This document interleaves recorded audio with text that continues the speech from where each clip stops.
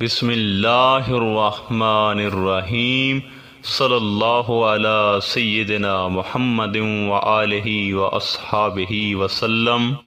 ہمارا آج کا موضوع خاص حقیقت انسان پر ہے، اور آج کا یہ موضوع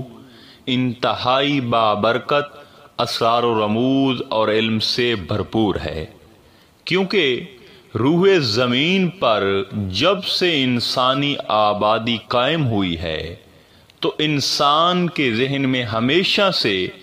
ایسے سوالات جنم لے رہے ہیں کہ میں کون ہوں، میری ابتدا کیا ہے، میری انتہا کیا ہے، اور اس دنیا میں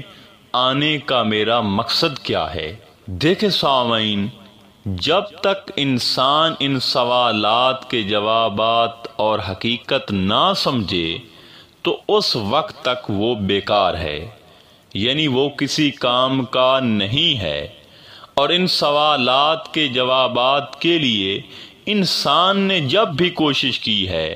تو اللہ تعالیٰ نے ہمیشہ انسان کی رہنمائی فرمائی ہے، اور ہر دور میں ہر خطے کے لوگوں کے درمیان نبی اور رسول بھیجے، حتیٰ کہ وہ زمانہ بھی آ پہنچا کہ جب روح زمین کے تمام انسان ایک دوسرے کے اتنے قریب آ گئے کہ دنیا کے ایک سرے پر بیٹھا ہوا انسان دنیا کے دوسرے سرے پر بیٹھے ہوئے انسان سے باخبر رہنے لگا۔ اور ایسے وقت میں اللہ تعالیٰ نے اپنے آخری نبی حضرت محمد صلی اللہ علیہ وآلہ وسلم کو بھیج کر بنی نوح انسان پر رہنمائی کی حجت تمام کر دی، اور جس خوش نصیب نے اپنی پہچان کے لیے ان سے رجوع کیا تو اسے ان کی طرف سے ہدایت اور رہنمائی ملی، اور وہ یقیناً اپنا مقصد حیات پورا کر گیا۔ اسی طرح حضور علیہ الصلوۃ والسلام کے وصال کے بعد اولیاء کرام، صوفیاء کرام اور فقراء نے یہ ذمہ داری بڑے احسن طریقے سے نبھائی، اور مخلوق کے سامنے ایسے پوشیدہ راز و رموز عیاں کیے۔ محترم سامعین، یقین جانیں کہ آج عصر حاضر میں آپ دیکھیں تو ہر طرف فتنے ہی فتنے ہیں، اور آج پھر سے ان سوالات کو جاننے کی اشد ضرورت ہے تاکہ ہم گمراہی سے بچ کر حقیقت تک پہنچ جائیں۔ دیکھیں سامعین، حدیث قدسی ہے، میں ایک چھپا ہوا خزانہ تھا، میں نے چاہا کہ میں پہچانا جاؤں سو میں نے مخلوق کو پیدا کیا۔ اسی طرح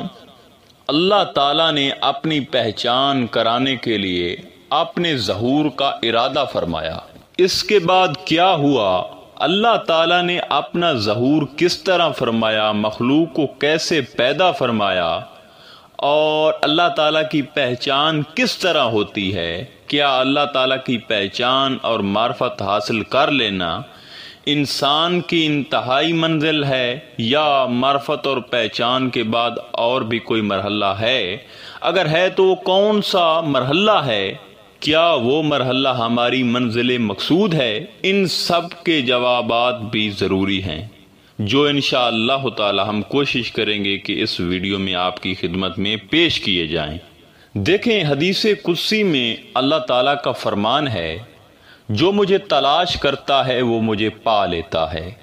اور جو مجھے پا لیتا ہے وہ مجھے پہچان لیتا ہے، اور جو مجھے پہچان لیتا ہے وہ مجھ سے محبت کرنے لگتا ہے، اور جو مجھ سے محبت کرتا ہے وہ میرے عشق میں مبتلا ہو جاتا ہے، اور جو میرا عاشق بنتا ہے میں اسے قتل کر دیتا ہوں۔ جسے میں قتل کرتا ہوں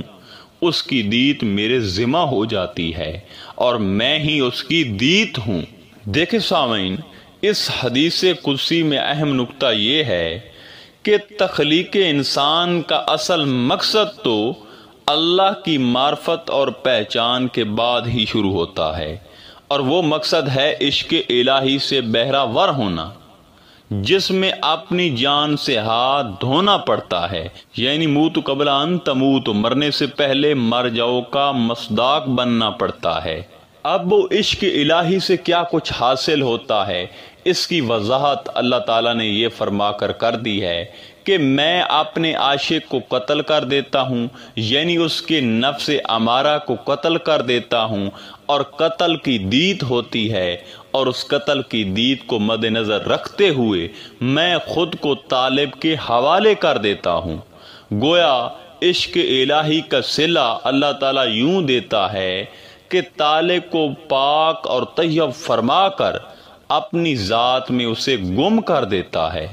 جس سے طالب فنا فی اللہ اور بقا باللہ کا مرتبہ پا لیتا ہے، اور اللہ تعالیٰ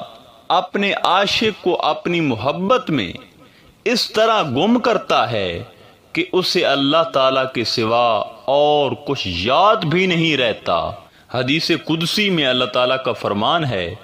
بے شک میرے خاص اولیاء میری قبا کے نیچے رہتے ہیں، جنہیں میرے سوا اور کوئی نہیں جانتا۔ سو معلوم ہوا کہ انسان کا مقصد یہ ہے کہ انسان اللہ تعالیٰ کی معرفت اور پہچان حاصل کر کے اس کا عاشق بنے، اور عشق کے میدان میں جان کی بازی ہار کے اپنے پیا کو جیت لے۔ وہ ایک شعر ہے، اس شرط پہ کھیلوں گی پیا پیار کی میں بازی، جیتوں تو تجھے پالوں، ہاروں تو پیا تیری۔ اب ہم انسان کی تخلیق کے مرحلہ کی طرف آتے ہیں۔ دیکھیں، کنتا مخفیان کی شرح میں سلطان العارفین حضرت سخی سلطان باہو رحمت اللہ علیہ فرماتے ہیں، جان لے کہ جب اللہ تعالیٰ نے تجلیہ تنہائی وحدت سے نکل کر کثرت میں ظہور فرمانے کا ارادہ فرمایا تو اپنے حسن و جمال کے جلووں کو صفائی دے کر عشق کا بازار گرم کیا، جس سے ہر دو جہان اس کے حسن و جمال کی شمع پر پروانہ وار جلنے لگے۔ اس پر اللہ تعالیٰ نے میم احمدی صلی اللہ علیہ وآلہ وسلم کا نقاب پہنا اور صورت احمدی صلی اللہ علیہ وآلہ وسلم اختیار کر لی، اور جب وہ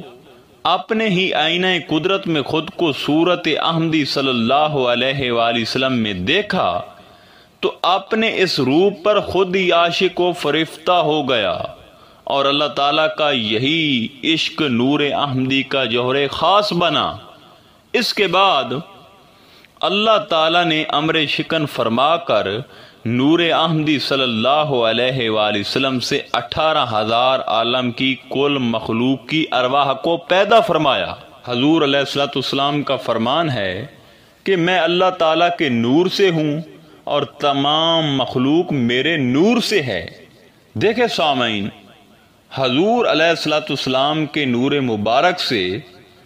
جب ارواح کو پیدا کیا گیا تو عشق الہی کا خاص جوہر حضور علیہ الصلوۃ والسلام کی نسبت سے ارواح انسانی کے حصہ میں آیا، اور جب وہ اپنے حسن و جمال کی نمائش کے لیے اللہ تعالیٰ نے 18,000 عالم کی مخلوق کی جملہ ارواح کو اپنے روبرو صف اعراف فرمایا تو خود کو اسم اللہ ذات کی صورت میں ظاہر فرمایا، کیونکہ اللہ تعالیٰ وحدہ لا شریک ہے، اس لیے وہ اسم ذات میں بھی ایک ہے۔ دیکھیں سامعین، یہاں تمام ارواح اللہ تعالیٰ کے حسن بے مثال کو دیکھ کر دنگ رہ گئی اور حسن مطلق کی تعریف اور ذکر میں مست ہو گئی۔ یہی تعریف، ذکر اللہ اور دیدار الہی کی نعمت جملہ ارواح کا رزق بنی، اور وہ اسی رزق پر پلنے لگی، اور پھر حسن و بیدار کی نمائش کے بعد اللہ تعالیٰ نے مزید شفقت اور مہربانی فرمائی اور اپنا حسن بیان بھی ظاہر فرما دیا تاکہ مخلوق اپنے خالق کی مکمل پہچان اور معرفت حاصل کر لے۔ اور پھر فرمایا، الستو بربکم، کیا تم میرے حسن و جمال کے جلووں اور میرے ذکر پر پل نہیں رہے ہو؟ سبحان اللہ، کیا حسن بیان ہے! فرمایا گیا ہے کہ اگر تمہارا مطلب صرف پلنے تک ہے تو کیا تم پلنے میں کوئی کمی محسوس کر رہے ہو؟ یہ سن کر تمام ارواح اس حسن بیان کو دیکھ کر بے ساختہ بول اٹھی۔ قالوا بلا، کہا ہاں کیوں نہیں اے ہمارے رب، ہم تیرے حسن و جمال، تیرے دیدار اور تیرے ذکر پر نہیں پل رہی تو اور کہاں سے پل رہی ہیں؟ اور ارواح نے اقرار کیا کہ بے شک تو ہی ہمارا پالنے والا ہے۔ سامعین محترم، یہ سن کر اللہ تعالیٰ نے اپنے عشق کی نہایت ہی بھاری امانت کے متعلق فرمایا، کون ہے جو میرے عشق کی امانت کا بار اٹھاتا ہے؟ کون میرا عاشق بنتا ہے؟ لیکن ارواح انسانی کے سوا سب ارواح نے اس بار امانت کے اٹھانے سے عاجزی ظاہر کر دی، کیونکہ عشق الہی کی امانت کوئی معمولی امانت نہیں ہے، اس میں تو جان سے جانا پڑتا ہے۔ حضور علیہ الصلوۃ والسلام کا ارشاد گرامی ہے، عشق ایک آگ ہے جو محبوب کے سوا ہر چیز کو جلا کر راہ کر دیتی ہے۔ دیکھے سامعین، صرف انسان ہی تھا جو اس جان لیوا آگ میں کود گیا اور خود کو ہر دم کی خلش میں مبتلا کر گیا۔ سلطان صاحب کیا خوب فرماتے ہیں، عشق دی بھاں ہڈاں دا بالن عاشق اے سکیندے ہو، یعنی عاشق لوگ عشق کی آگ میں اپنی ہڈیوں کا ایندھن جلاتے ہیں۔ اور آپ فرماتے ہیں، اے باہو، عشق کا دعویٰ تو ہزاروں لوگوں نے کیا لیکن عشق نصیب کسی کسی کے ہوا ہے۔ اب اس واقعہ کو قرآن مجید نے یوں بیان فرمایا ہے، ہم نے بار امانت کو آسمانوں، زمین اور پہاڑوں پر پیش کیا، سب نے اس کے اٹھانے سے عاجزی ظاہر کی، لیکن عاشق انسان نے اسے اٹھا لیا، بے شک وہ اپنے نفس کے لیے ظالم اور نادان ہے۔ دیکھیں، اللہ تعالیٰ کو حضرت انسان کی اس ہمت اور جرت پر بڑا پیار آیا، اور ان الفاظ میں انسان کی حوصلہ افزائی فرمائی، یعنی ارے او نادان، ارے او ظالم، تو نے یہ کیا کر دیا؟ تمام مخلوق تو اس بار امانت کے اٹھانے سے گریزاں ہے، اور تو ہے کہ اپنی جان پر اتنا بوجھ ڈالنے کے لیے تیار ہو گیا ہے۔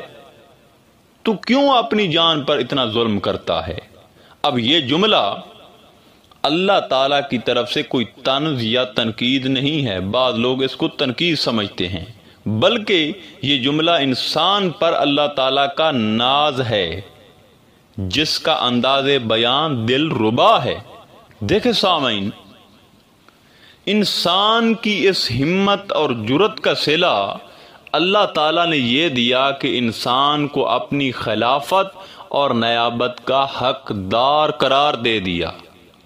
اور انسان کو تمام مخلوق کا سردار بنا دیا،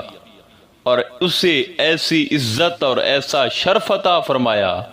کہ انسان کے دل کو اپنا گھر بنایا، اور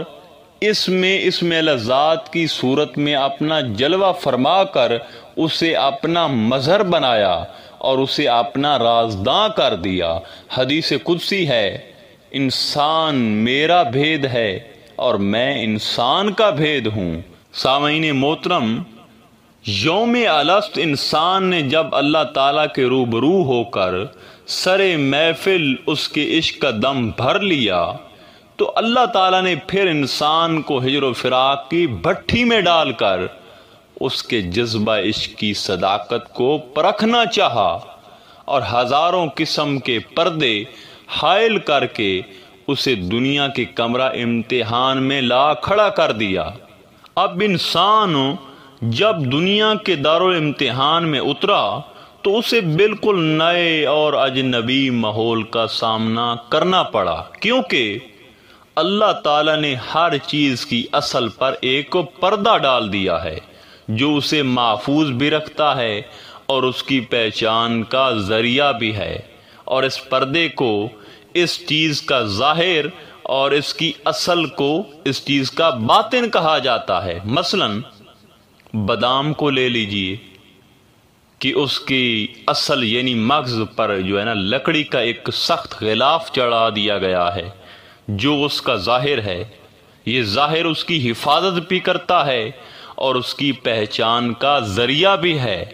اسی طرح مالٹے اور کیلے کی اصل پر ایک غلاف چڑھا ہوا ہے جس کی ساخت کا مادہ اس کی اصل کے مادہ سے بالکل مختلف ہے، اور یہ غلاف ان کی اصل کی حفاظت اور پہچان کا ذریعہ ہے۔ سامعین محترم، اگر دنیاوی زندگی میں چیزوں کی اصل پر یہ حفاظتی پردے نہ ہوں تو چیز ضائع اور برباد ہو جاتی ہے۔ عین اسی طرح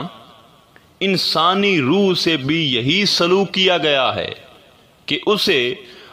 دنیا کے مادی سفلی جسم دے دیا گیا جو اس کے لطیف روحانی جسم کے لیے لباس ہے، اور اس مادی دنیا میں اس کے رہنے سہنے چلنے پھرنے اور کام کرنے کے لیے سواری کا کام دیتا ہے، اور اس سواری کا باغ ڈور انسان کے لطیف روحانی جسم کے حوالے کر دیا گیا ہے، اور ساتھ ہی اس پر 3 شکاری یعنی نفس امارہ، شیطان اور دنیا چھوڑ دیے گئے جو اس کو گھیر کر اس سے اللہ تعالیٰ کی امانت ضائع کرانے کے در پہ رہتے ہیں۔ اور اگر انسان اپنی سواری یعنی زہری حیوانی جسم کی باغ ڈور اپنے ہاتھ میں رکھتا ہے تو بلا شبہ صراط مستقیم پر رہے گا اور اپنے مقصد حیات کو پا لے گا۔ اس کے برعکس اگر شیطان، نفس اور دنیا جیسے دشمنوں نے اس پر غلبہ پا کر سواری کی اور باغ ڈور اس سے چھین لی تو وہ اس امتحان میں یقیناً ناکام ہو جائے گا اور ہمیشہ کی ذات سے دو چار ہو جائے گا۔ سامعین محترم، اس دنیا میں انسان 2 جسموں کا مجموعہ ہے۔ ایک مادی جسم ہے جس کی پیدائش نطفے منی کے قطرے سے ہوئی ہے اور اس کا تعلق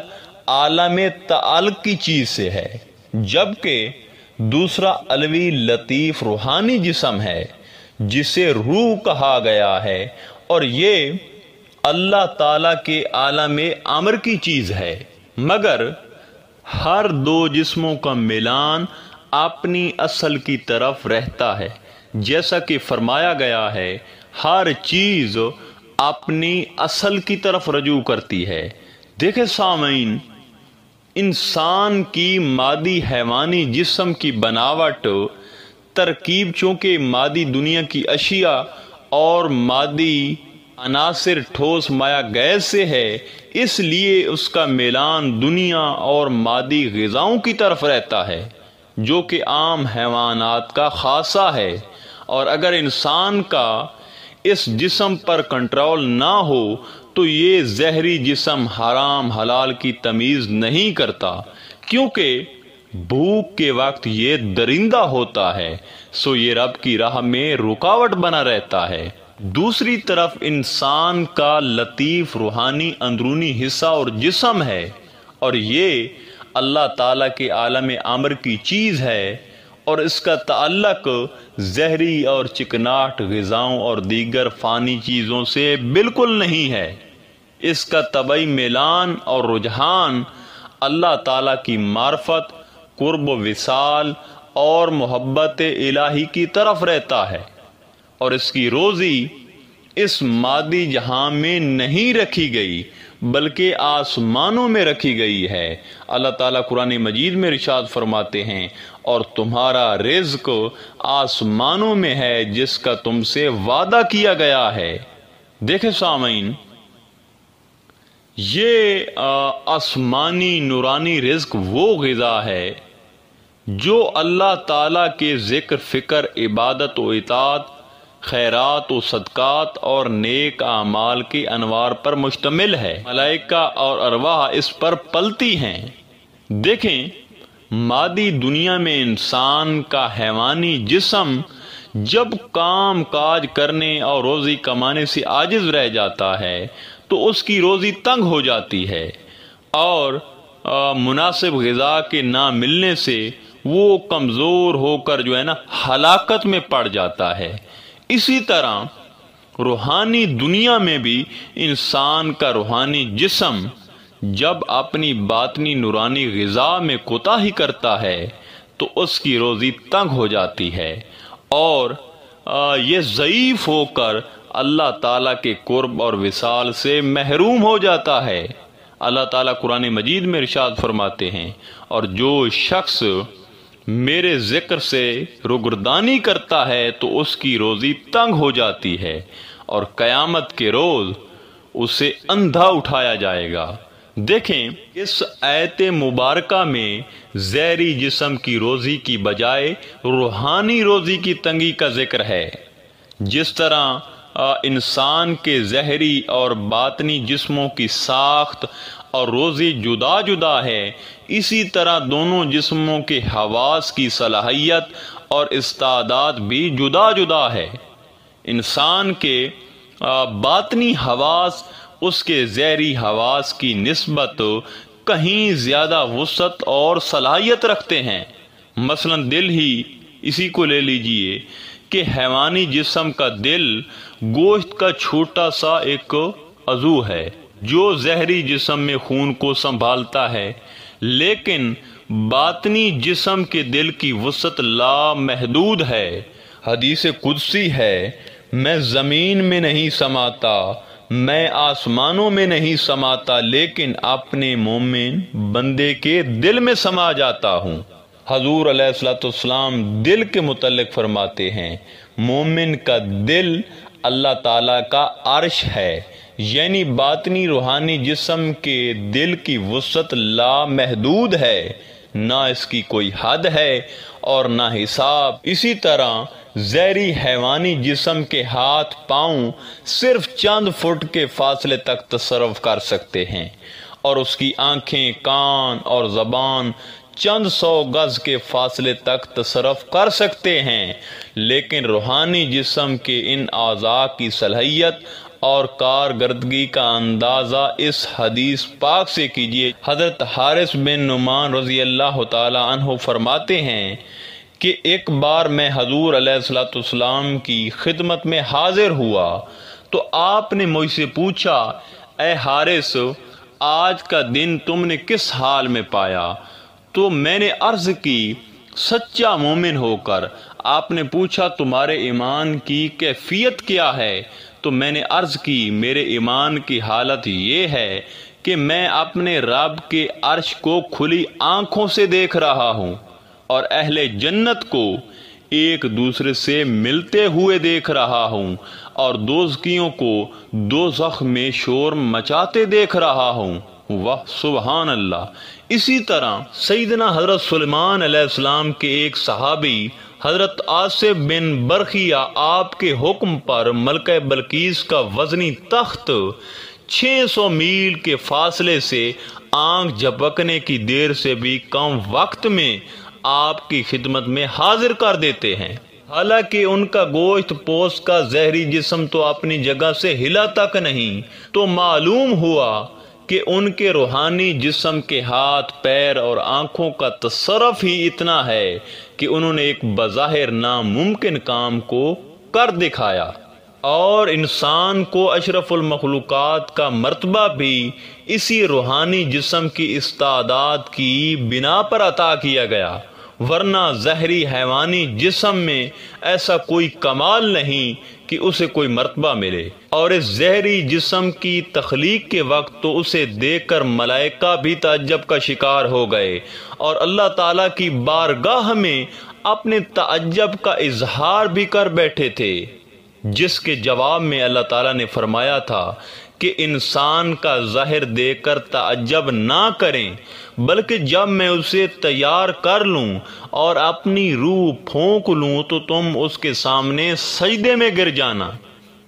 محترم سامعین،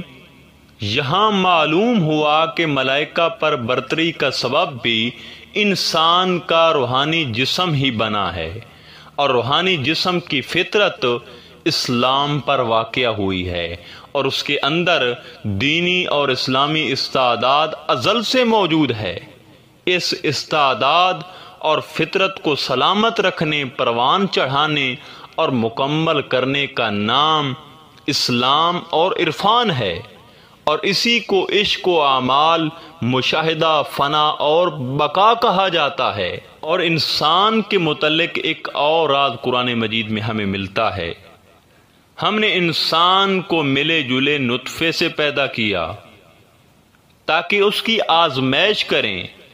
اور ہم نے اسے سننے والا اور دیکھنے والا بنایا۔ اب اس آیت کی تفسیر اور تشریح ہر کوئی الگ الگ نکالتا ہے،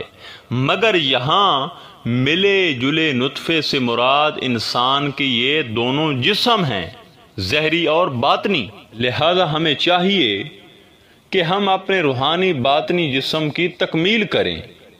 اور یاد رہے اس کی تکمیل صرف قلبی ذکر سے ہی ممکن ہے، کیونکہ روحانی جسم کی غذا خوراک ذکر اللہ ہے، جسے دائمی طور پر جاری کر کے ہی ہم اپنے روحانی باطنی جسم کو تندرست رکھ سکتے ہیں۔ اور ذکر اللہ کی سب سے آسان اور تاثیر کی صورت کا نام تصور اسم الذات ہے، کیونکہ انسان جب تصور اسم الذات کے ذریعے ذکر اللہ کرتا ہے تو ذکر اللہ کی نوری غذا سے انسان کا قلب زندہ اور بیدار ہو کر ذکر اللہ میں لگ جاتا ہے، جس سے روحانی جسم کو اتنی قوت اور توانائی حاصل ہوتی ہے کہ اس کے سارے باطنی حواس مکمل ہو کر اللہ تعالیٰ کی قرب اور وصال میں دیدار اور مشاہدہ کرنے کے قابل ہو جاتے ہیں، اور انسان کائنات کی ہر شے کے مشاہدہ اور اس کے تصرف پر قادر ہو جاتا ہے۔ فرمان حق تعالیٰ ہے، تحقیق وہ لوگ جنہوں نے عہد کر لیا کہ ہمارا معبود اور مقصود اللہ تعالیٰ ہے، اور اس بات پر ثابت قدم رہے، ان پر فرشتے نازل ہوتے ہیں جو انہیں خوشخبری اور بشارت دیتے ہیں کہ تمہیں آخرت کے متعلق خوف و غم نہیں کرنا چاہیے، بلکہ اس جنت کی خوشی مناؤ جس کا تم سے وعدہ کیا گیا ہے۔ سامعین محترم، معلوم ہوا کہ انسانوں کی طرف اللہ تعالیٰ فرشتے بھیجتا ہے جو انہیں خوشخبریاں دیتے ہیں، لیکن ان فرشتوں کو دیکھتا اور ان کا کلام سننے کے قابل وہی شخص ہے جس کی روح بیدار ہو، جس کا دل زندہ ہو،